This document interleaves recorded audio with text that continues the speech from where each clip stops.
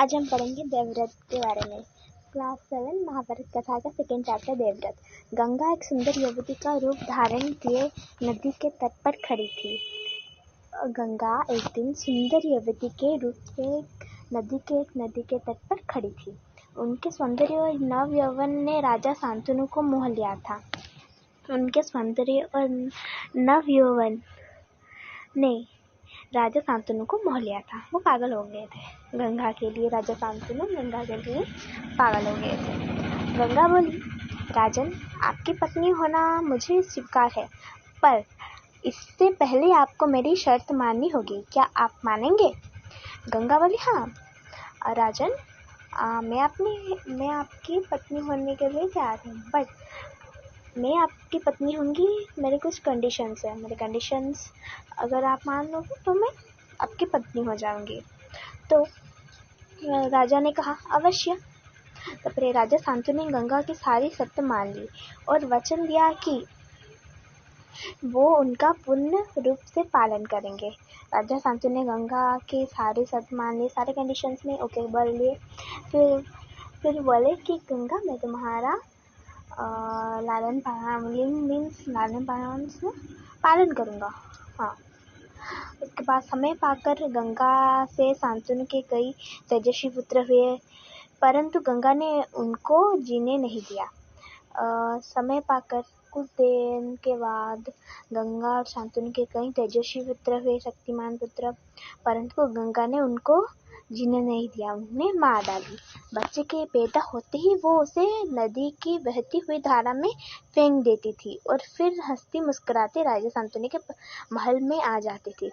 बच्चे के पैदा होने से ही बच्चे जब पैदा हुए, बन हुआ, जब उस पल ही क्षण में वो उसे गंगा के नदी धारा में बहा देती थी और हंसती मुस्कुराती फिर महल में लौट आती थी।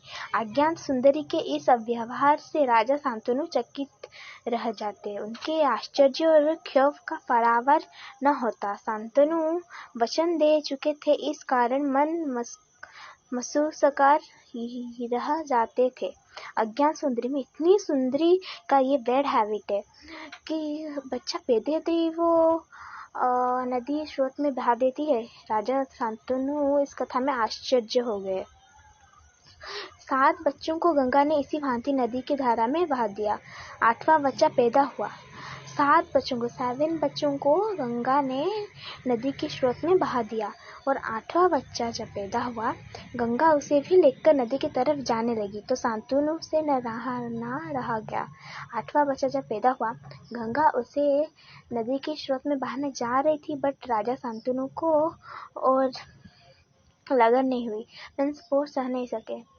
वो बोले, माँ होकर अपने नादान बच्चों को अकारण ही क्यों मार दिया करती हो। राजा शांतनु बोले, माँ होकर भी तुम्हारा मन थोड़ा भी दुख नहीं होता? तुम बच्चों को लेकर नदी के स्रोत में बहा देती हो। यह घृणित व्यवहार तुम्हें शोभा नहीं देता है। यह बैड हैबिट तुम्हें शोभा नहीं देता है। घृणित व्यवहार, ये बैड बिहेवियर तुम्हें सूट नहीं करता। राजा की बात सुनकर गंगा मन ही मन मुस्कुराई, परंतु क्रोध का अभिनय करती हुई बोली। राजा की बात सुनकर गंगा मन ही मन मुस्कुराई, पर अंदर अंदर में मुस्कुराई। पर राजा जैसे सोचे कि मैं वो गुस्सा कर रहे हैं, वैसी एक्टिंग की और बोली, राजन, क्या आप अपना वचन भूल गए हैं? मालूम होता है कि आपको पुत्र से ही मतलब है, मुझसे नहीं। आपको मेरी क्या परवाह है? ठीक है, पर शर्त के अनुसार मैं अब नहीं ठहर सकती। गंगा माता बोली राजा शांतनु को, राजन, आप आपके शर्त भूल गए। आपको आपके बच्चे से ही लेना देना है, मुझसे नहीं। ओके, मैं मेरी शर्त के अनुसार चली जाऊंगी।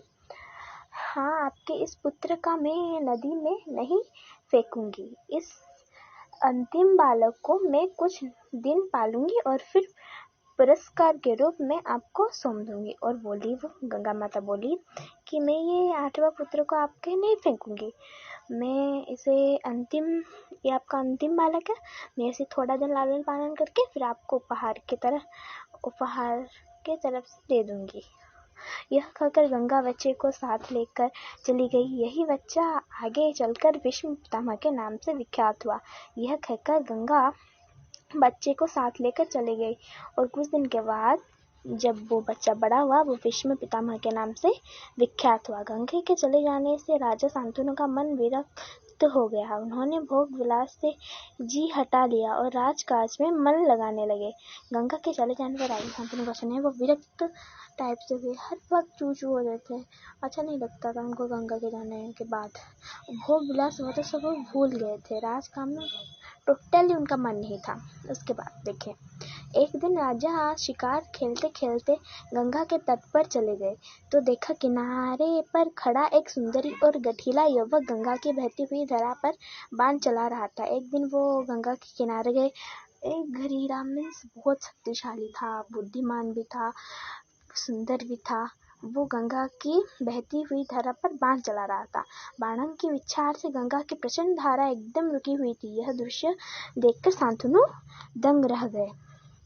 बाद जब वो युवक बाण की विचार किया गंगा के प्रचंड धारा के ऊपर, वो गंगा की प्रचंड धारा रुक गई। यह देखकर राजा शांतनु दंग हो गए, आश्चर्य हो गए। इतने में ही राजा के सामने स्वयं गंगा आकर उपस्थित हो गई और इतने सी ही घटना में राजा शांतनु के सामने आकर गंगा उपस्थित हो गई। गंगा ने युवक को अपने पास बुलाया और राजा से बोली। गंगा ने उसके पुत्र, वो युवक गंगा के पुत्र थे, गंगा और शांतनु के, वो उस युवक को बुलाई, बोली और राजा शांतनु को बोली, राजन पहचाना मुझे और इस युवक को? यही आपका और मेरा 8वां पुत्र देवव्रत है। और उसके बाद गंगा बोली, राजन आप इसको पहचान पाए? यही हमारा और आपका 8वां पुत्र देवव्रत है। वो आगे चलकर उनका नाम भीष्म पितामह से विख्यात था, बट उनका नाम देवव्रत था। महर्षि वशिष्ठ ने इसे शिक्षा दी है। महर्षि वशिष्ठ ने उन्हें शिक्षा दी है, भीष्म पितामह देवव्रत को।